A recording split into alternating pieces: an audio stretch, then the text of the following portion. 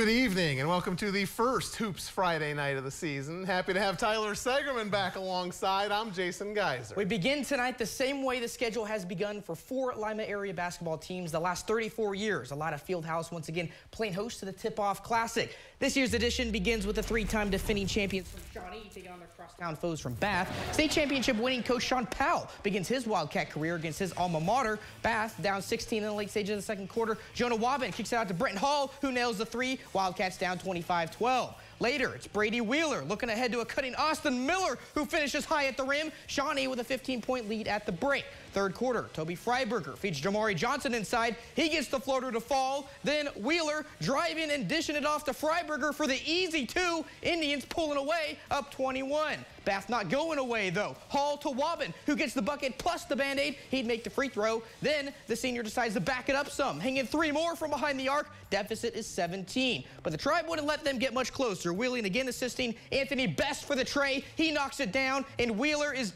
wheeling and dealing all night. The senior with the up and under. Shawnee back to a 21-point advantage of 51-30. And later, Miller to Will McBride, who makes it rain from the corner. Shawnee wins 64-45.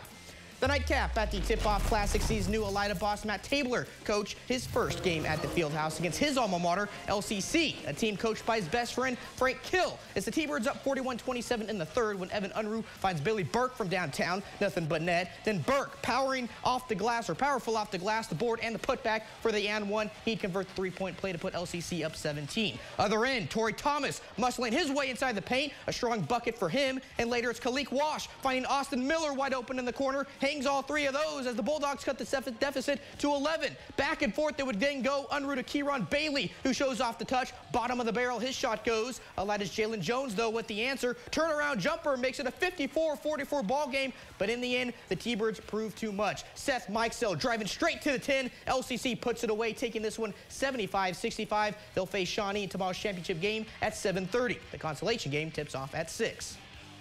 Well, we just saw Matt Tabler, his old team at Perry. Tonight tips off the season against Pandora-GILBOA. Perry grad Clay Tucker makes his head coaching debut for the Commodores. First quarter, Aiden Harris pushing it to Ethan Luganville for the layup. The Rockets lead 4-3. Luganville scores PG's first 8 points. Back comes Perry. Will Knight off the bounce, floating it off glass. The Commodores are down 3. At the other end, Sam Norton has his man in the air, calmly waits and sends the short jumper through the tin. PG's up by 5. This one's close throughout. Aiden Simpson to Braden Knight. On his way to the hoop, Perry prevails 61-54. Across town, another Northwest Central Conference member tipping off at home. Temple Christian welcomes former conference foe Lehman Catholic to the covered wagon. Game tied at 18 with seconds ticking down before half. Donovan O'Leary beating the buzzer with the bank. Cavaliers take a 3-point lead into the locker room. Second half, Landon Callahan and Dawson Clay using the pick and roll. Clay finishes for 2, and then it's Ashton Draper setting up Cody Motter for the jumper. The senior pulls the Pioneers within 1. Now they're looking for the lead, but Justin Chapman won't have that as he sends it away for the block. Lehman Catholic would pull away 56-27. Just up the road at Columbus Grove, a new bunch of Bulldogs begin the follow-up to a state runner-up season. It's year 6 of playing Wayne Trace on opening night. The Raiders won the first 3, the Dogs the last 2. Third quarter, Trevor Sin to Cameron Sin for 3. The Raiders are up 22 on the road. Bulldogs trying to stay in this one. Trey Sauter bounce pass to Tad Cook, who goes up for the layup, but it's still a 22-point game. In the fourth, more from Cook, backing down his man and getting the bounce, but this one's all Wayne Trace. Brooks, lock-off, driving and kissing it off glass. Raiders win 49-21. From the Grove Dogs, we segue to the team that beat them in the Division IV state championship game last March. Botkins tonight begins both their state title defense and conference title defense in the same season opening game. It's our Hoops Friday night spotlight game. This Hoops Friday night spotlight game is presented by Midwest Electric Incorporated.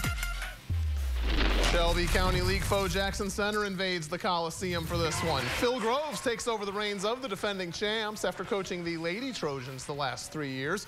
Late fourth quarter, Xavier Esser with the block. Jason Molinawa corrals it, but he's blocked by Jacob Plyman. However, Nolan Fark is right there to put it back, and the Tigers are down just 9. Now Camden Reese gets the offensive rebound and drops it in. Jackson Center, though, still down 9, and Botkins is making their free throws. Carter Plyman sinks a pair. Fast game in Botkins. Won by the Trojans, 34-24. Around the opening night of SCL play, Russia wins on the road in Fort Loramie 36-22, and Fairlawn escapes Houston with a 3-point victory 47-44. Meanwhile, Anna opens the season with a non-conference game, beating New Knoxville 73-42.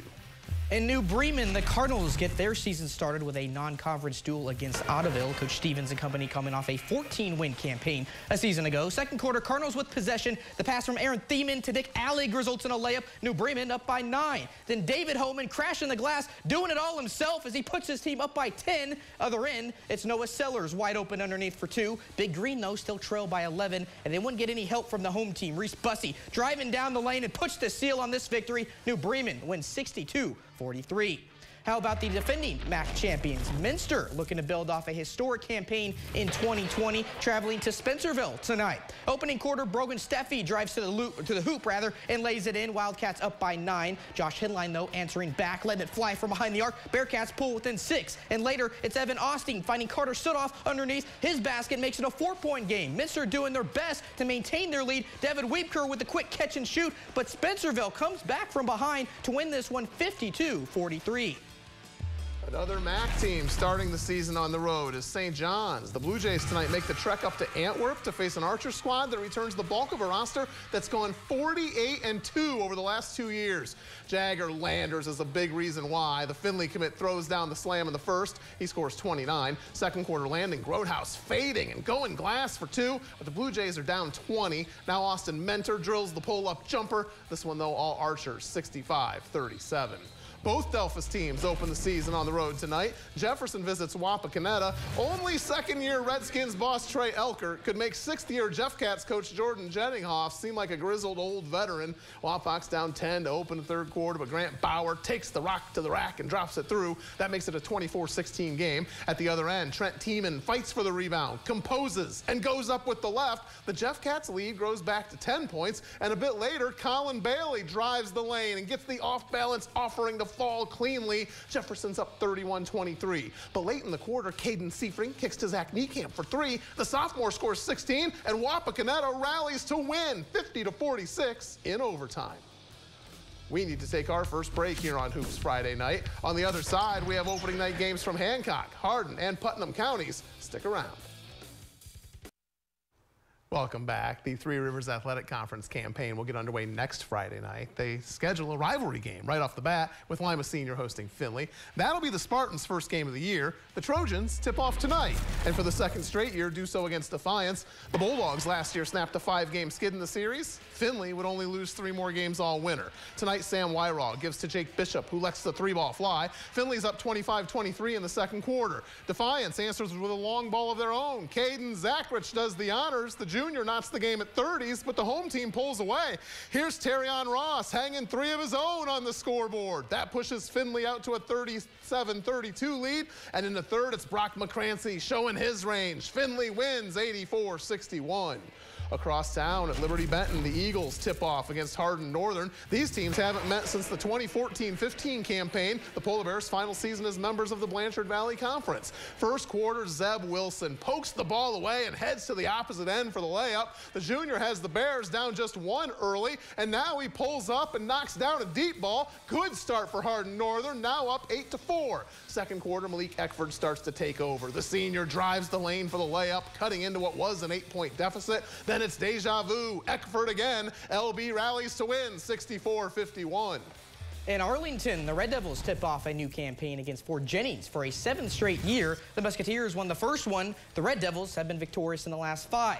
First quarter, Jaron Swick gets to work, backs down his defender, and puts it in. The Musketeers lead 6-3, but now the Red Devils are running, and Caden Russell goes coast to coast for the layup. That pulls the home team within 1. So Swick takes it upon himself again at the other end. He pulls the trigger on a long 2. The Fort up 10-7, but Arlington always answers. Braden Agapiou connects with Russell for another lay-in. Devils win 50-36.